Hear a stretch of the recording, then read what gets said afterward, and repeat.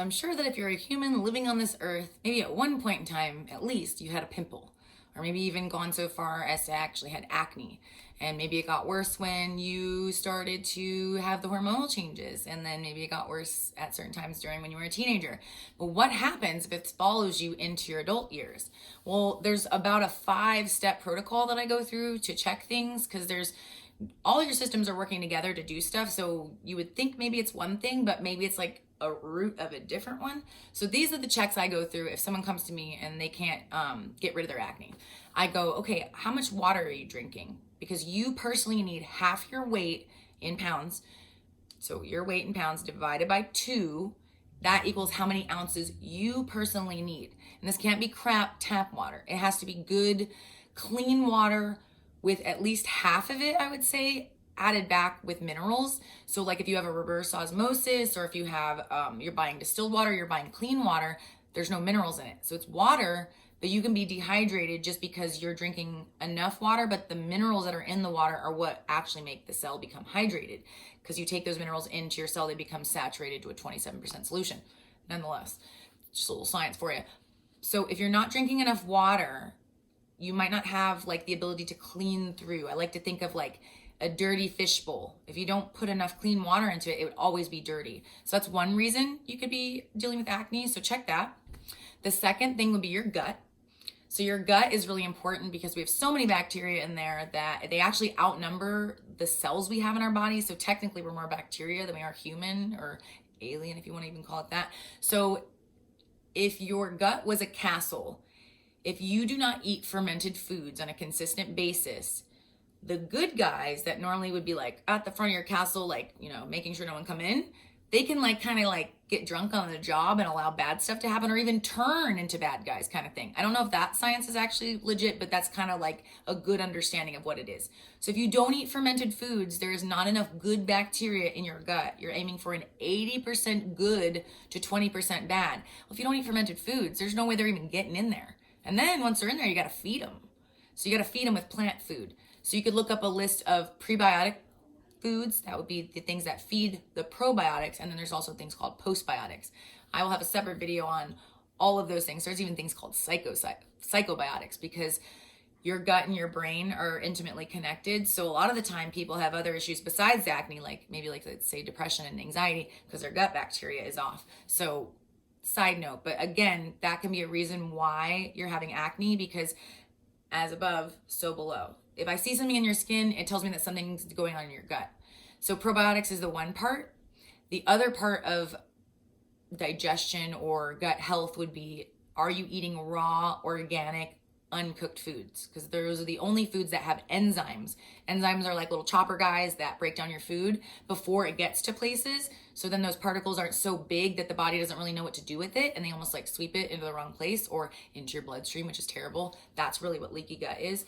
But enzymes are scraped off of plants, and then they're freeze dried, put into capsules, and you just take one before you eat, or 2 if it's a bigger meal, and it sends like little chopper guys down with your food. So when it gets down to where it needs to be digested, it's already like most of the way done. Kind of like when mama bird like chews up the food and feeds it to baby bird. You want to take the most stress off your body. So one thing that you can do is chew your food into a paste and or take enzymes. So that's number 2. That's the gut, because I will see nastiness in your skin if your gut is dirty. The third thing is hormone support. If you're not supporting your hormones, in other countries, they generally have superfoods that they've eaten since, you know, their child or themselves have had like puberty symptoms. That's not intimately twisted into our like fabric of our lives, it seems, here in America. So for me, I'm very impartial to the Feminescence Maca Harmony. It works really well for me. So I take 1 capsule in the morning, and I used to take 1 in the afternoon, but once you get a good stockpile of hypothalamus nourishing foods, and your hypothalamus is this little pearl, sits kind of back there. It talks to all your other glands. It tells them how much hormones to make so that other processes can get done. If he's tired or unnourished, you can see it in your skin. Another good herb to support the hormones is shatavari. That's an Ayurvedic herb.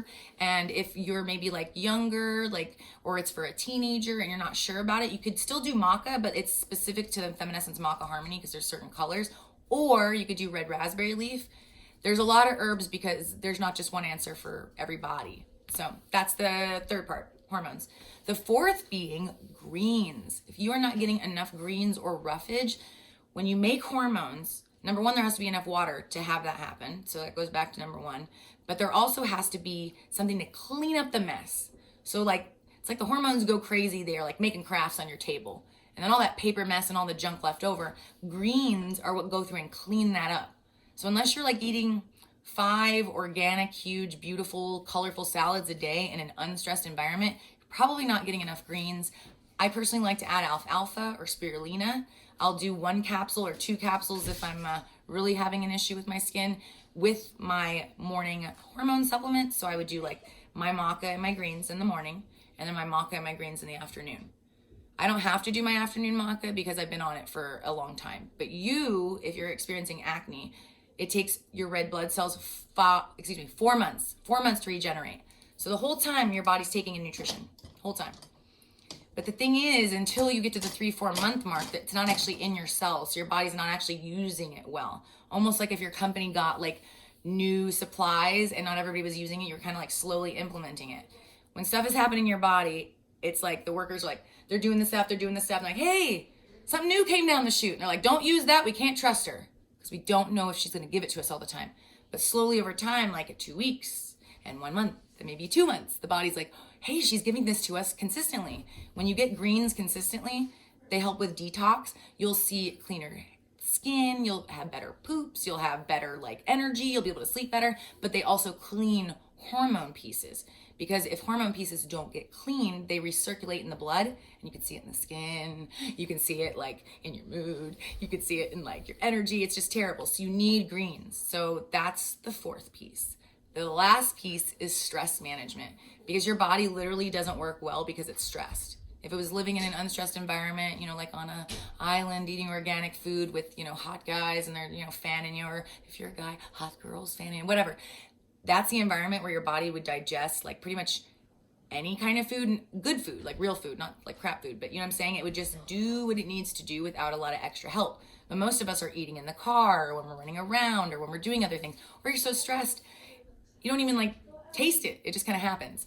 But that would be my acne protocol, 5 steps. If you go through those things and you've been consistent for 3 to 4 months, because it takes 3 months of consistent nutritional supplementation for your body to want to make a change, and then a month for every year it's been there. So if you had it from your 20s to your 30s and you got 10 years, that's 3 months plus 10 months for 10 years. You got 13 months where you're gonna have to be consistent and get back to homeostasis or 0, or not baby skin, but as close to it as we can get as adults, because that all depends on your lifestyle and your eating and your working out and what you do for your job and what you use on your skin, all that kind of stuff.